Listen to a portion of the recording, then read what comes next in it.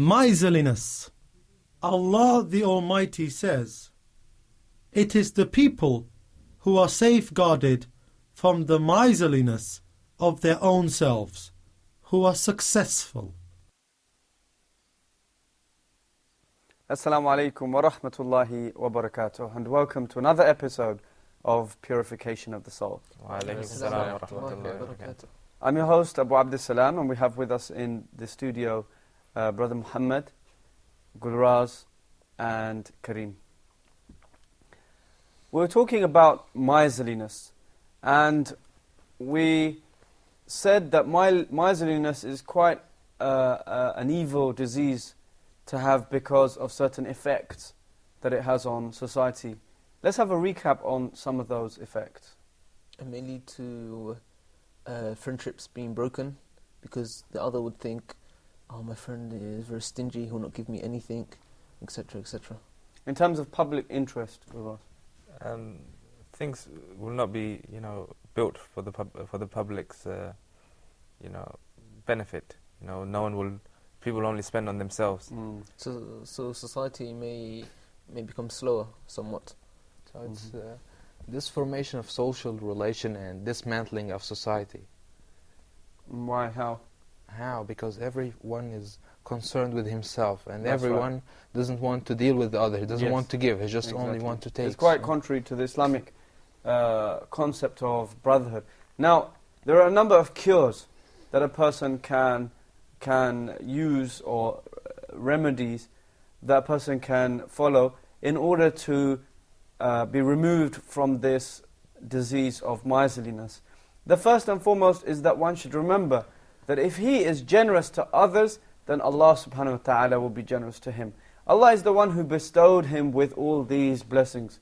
If Allah subhanahu wa ta'ala wanted to, He could remove those blessings from him straight away. He should also think of the great need that he has on Allah, of Allah subhanahu wa ta'ala's blessings upon him, and then try to act in accordance with the quality of generosity.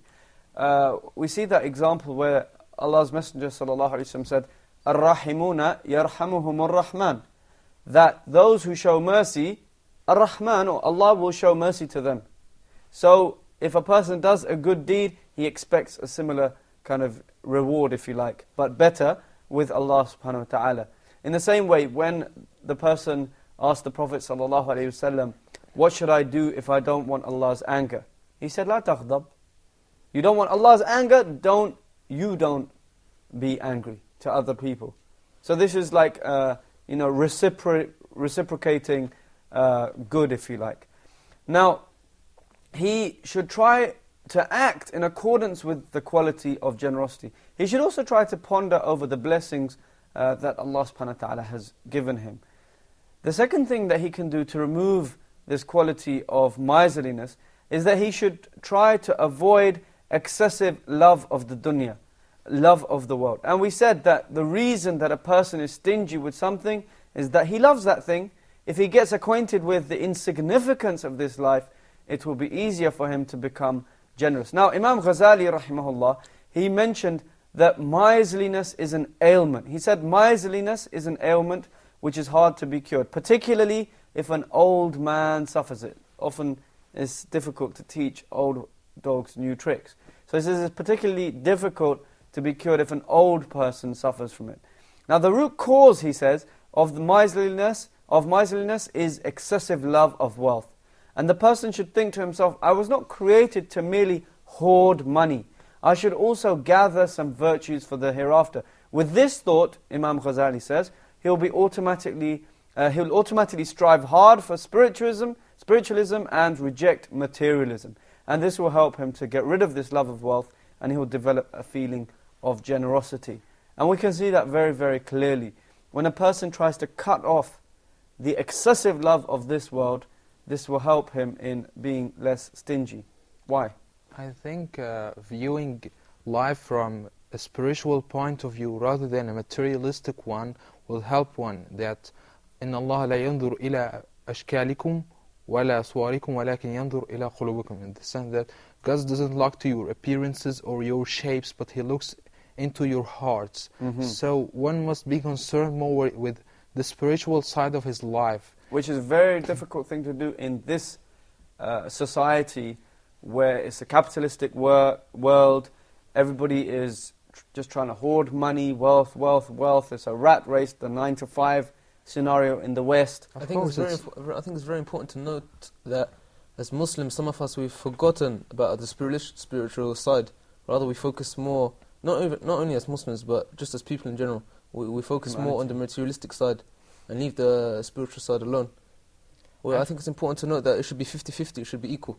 Or perhaps more towards the spiritual side of things. Because in the end, the real life is the life of the akhirah, is the life of the hereafter. So if a person has his goal fixed, then it's easier to deal with these things. Exactly. I think death is a very good reminder of the hereafter or the afterlife, because if you think that I might die in a minute and all this wealth will do me nothing, all what I will be responsible for, accountable for, is my good deeds and my faith and my beliefs. What are the three things that follow a person, of which only two of them will come back when he dies?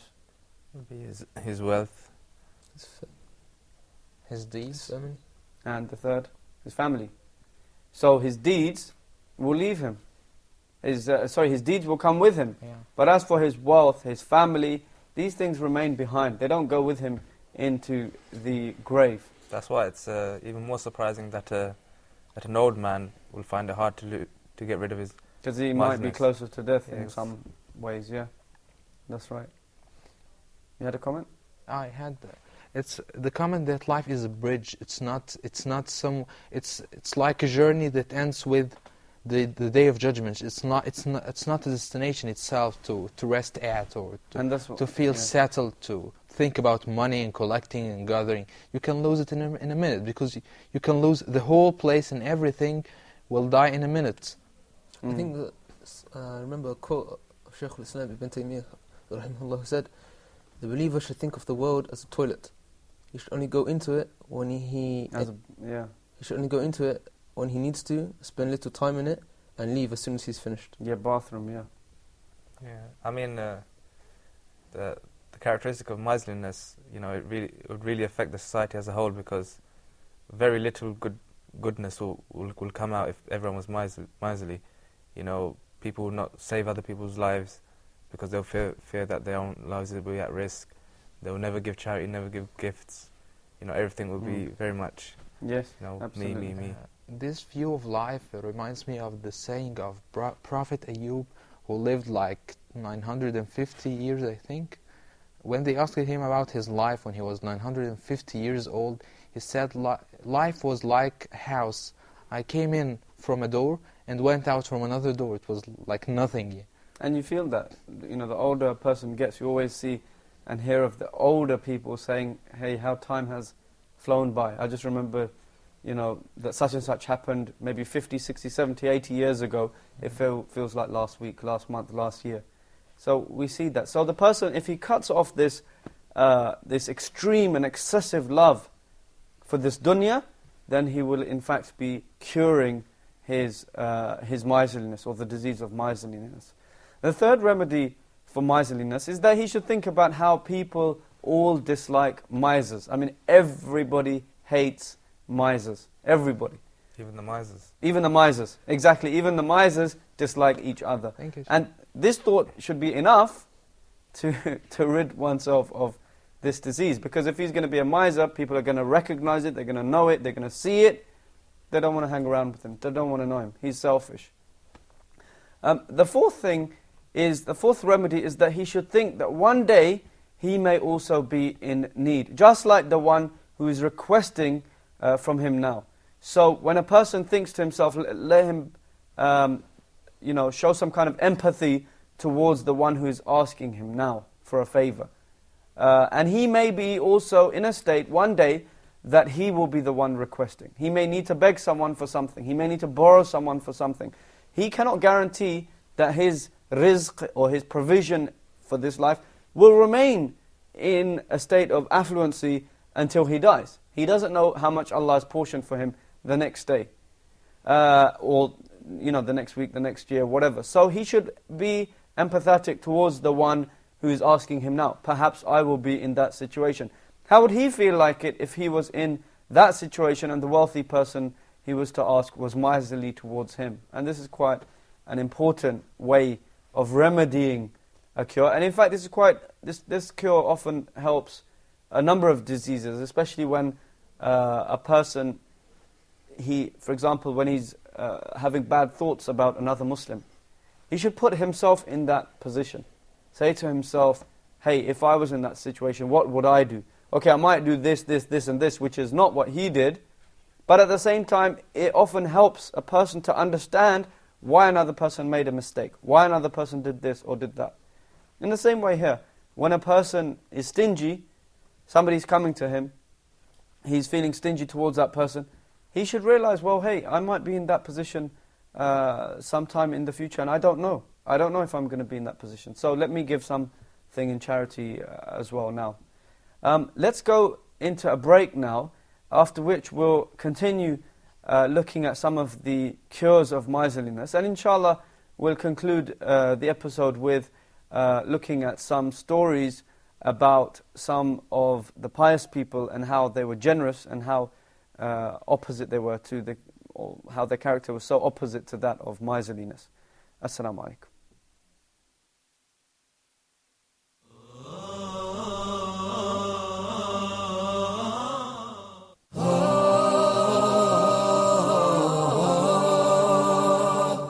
Reviewing the second rule of al-mim as-sakina. That is the letter mim. So if the first mim is non-vowel or sakina, followed by a voweled mim. So I will merge the first in the letter and I will pronounce them as one. وَآمَنَهُمْ مِنْ. And we spoke abundantly on the virtues of seeking refuge with Allah from the outcast Satan. Especially for the first reciter, he's got to recite it out loud. وَالسَّمَاءِ ذَاتِ الْبُرُوجِ. أعوذ بالله من الشيطان الرجيم بسم الله الرحمن الرحيم فإذا جاءت الصاخة. وَإِذَا النُّفُوسُ زُوِّجَتْ. Make sure it's Dhamma. وَإِذَا النُّفُوسُ. Thank you for joining us.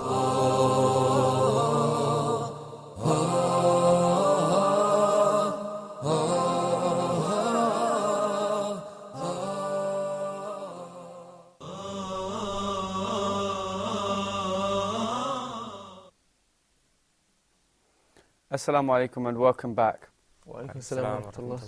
Now, we were talking about miserliness, some of the cures of miserliness, and we were talking about, the last cure we were talking about is that a person should remember that when somebody comes to him and he's in need, and the person himself is not in need, he should try to help his brother. Allah subhanahu wa ta'ala, the Prophet ﷺ said about Allah subhanahu wa ta'ala, that Allah is helping a slave of Allah, his slave, as long as the slave of Allah is helping his brother.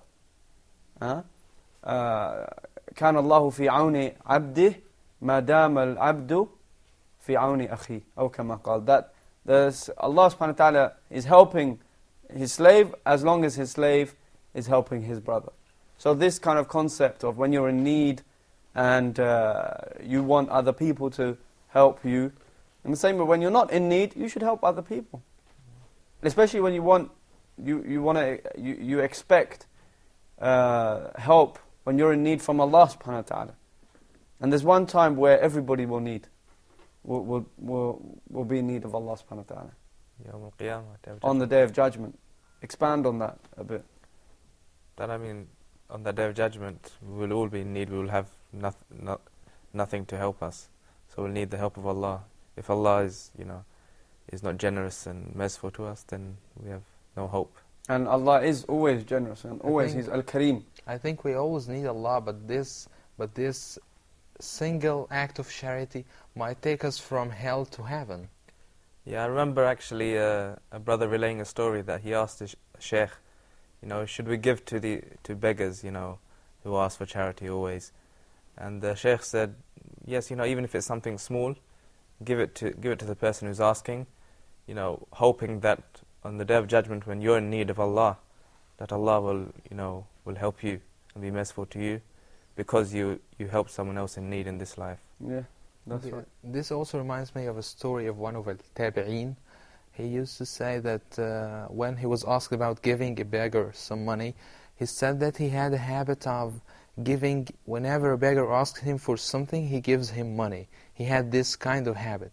And he was afraid if he cut this habit, that Allah would cut the habit of giving him his rizq. Yeah, and this is when a person, he feels that even though he has wealth, he is affluent, whatever, but he's always in need.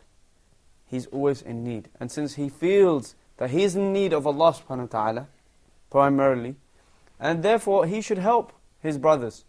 He should help fellow Muslims. And therefore this will remove him of this quality of miserliness. Another thing that a person should do is that he should fight against his own soul. So whenever he has the urge of being stingy, he should do the opposite, give double. Somebody asks for something, he should fight against his own soul, give double. Somebody asks for 10 pounds, 10 riyals, $10, whatever the currency is, and he thinks to himself, shaitan comes to him, his soul whispers to him that, hey, don't give him the money. And stinginess comes out. He should punish himself by giving double. Let me give him 20 riyals, 20 pounds, $20, or whatever the currency is. And this is a very, very, very effective method for, as we've seen, many of the diseases of the soul. That whenever the disease comes to you, you fight it. You face it head on. You do the opposite to what that disease is dictating you to do. As we saw in envy, for example. A person is envious, he wants to speak, he wants to, for example, he's envious of somebody's car, he wants to go and scratch the car, for example. He does the opposite. He says, hey, let me wash the car. A bit of charity. Let me do that. Let me act contrary to that charity. And the ultimate aim is to please Allah. Is for because the ultimate aim is to please Allah. Pleasure of Allah. Yes. So, in any disease, one has to train his body and indeed his soul or his intellect to deal with those diseases. An example of the body is if somebody, as we said, if somebody breaks his hand, breaks his leg. If he breaks his leg and then it's been plastered, it's been fixed, he is advised by the doctors in general to exercise the leg, to train the leg, to get back into a healthy state. In the same way, the soul.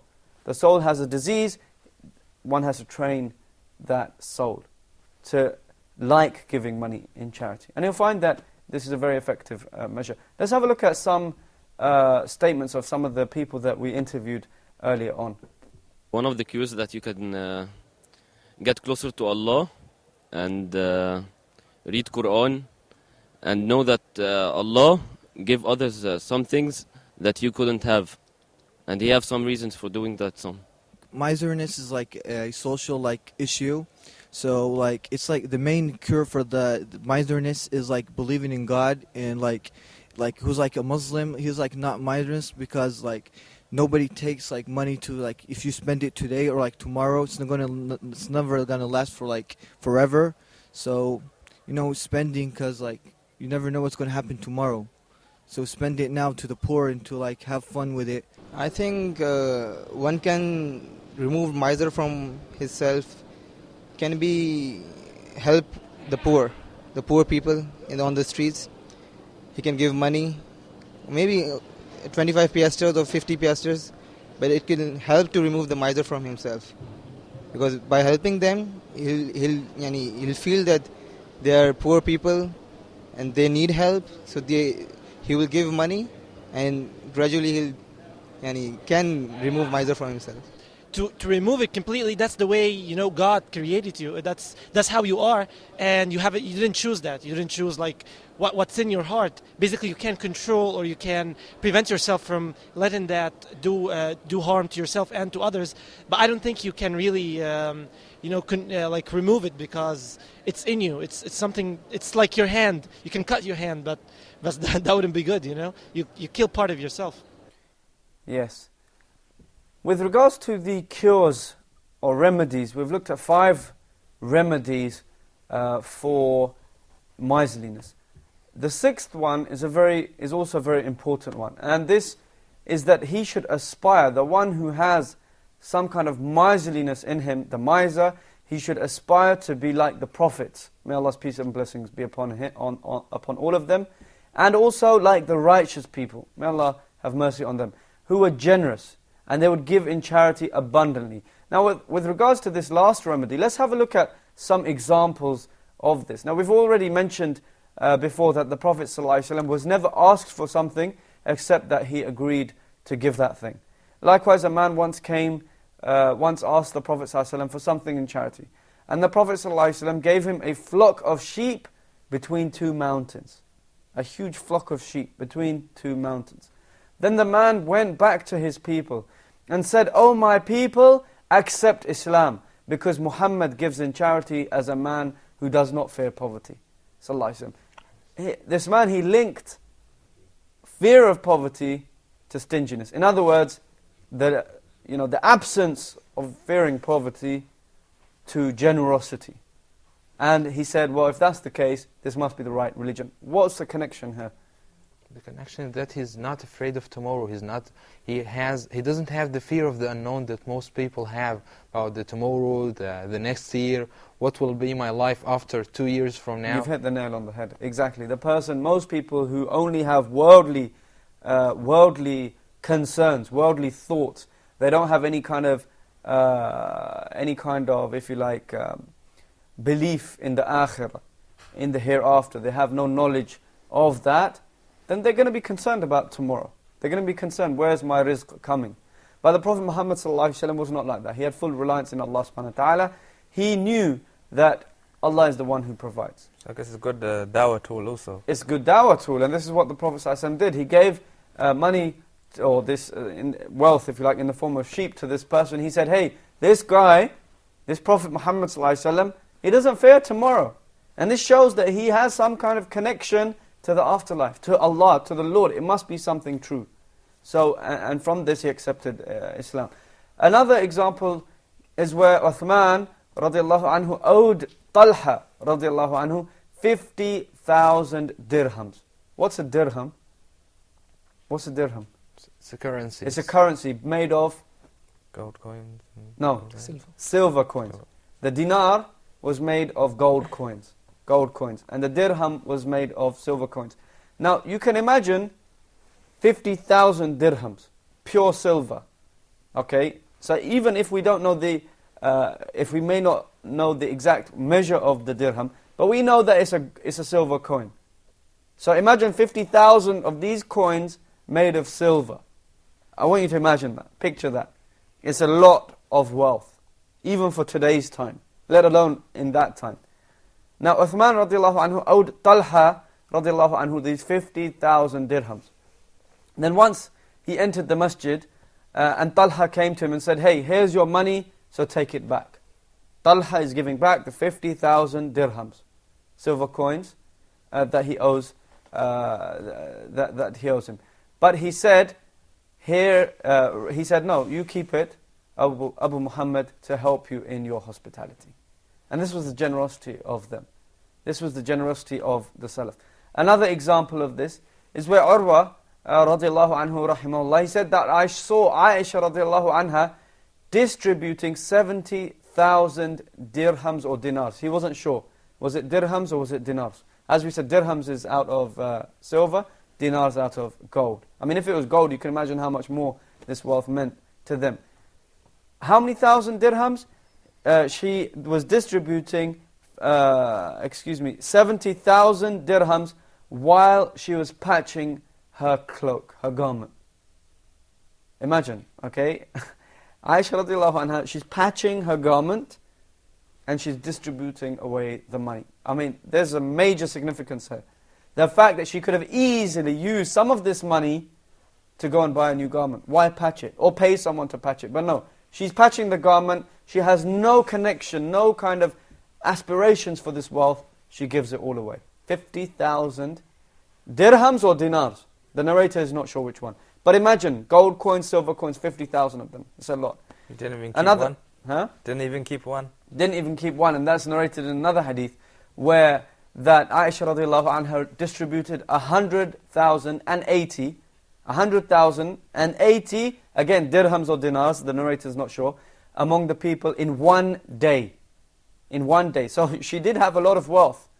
She did have a lot of wealth, but she gave it away. When she came upon the evening, Maghrib time, she asked her slave girl to bring her something to break her fast with. She had a slave, she said, hey, give me something to break my fast with. So the slave girl came, Darra, she came to Aisha radiallahu anha, and she gave her, the slave girl came with and brought her bread and oil. Bread and oil. And a companion of hers, she said, Darra, she said to Aisha, could you not even have kept 1 dirham of the money you distributed today to buy us some meat with which we will break our fast? So this was their concern. I mean, they gave so much in charity. Aisha said, if you'd have reminded me, I would have done so. In other words, she didn't even remember that she was fasting. She didn't even remember or think about what is in the house. Another example, Sa'ad ibn Qais, he fell ill, but none of his friends visited him. On asking about the reason, it was said to him, they are shy of the debts that they owe you. Then, people are in debt, this is why they're not visiting him. They're shy. He said, may Allah humiliate wealth that prevents one's brothers from visiting him. And then he commanded someone to call out among the people, whoever is indebted to Qais with something, he is free from it. So he, removes all of these debts. And it was said that the steps leading to the entrance of his house were broken as a result of the numerous feet of the visitors that trod him. So we can see from these examples how important it is to have this quality of generosity and how one should avoid any kind of miserliness. With this, inshallah, we end today's episode. وصلى الله وسلم وبارك على نبينا محمد وعلى آله وصحبه أجمعين. السلام عليكم ورحمة الله وبركاته.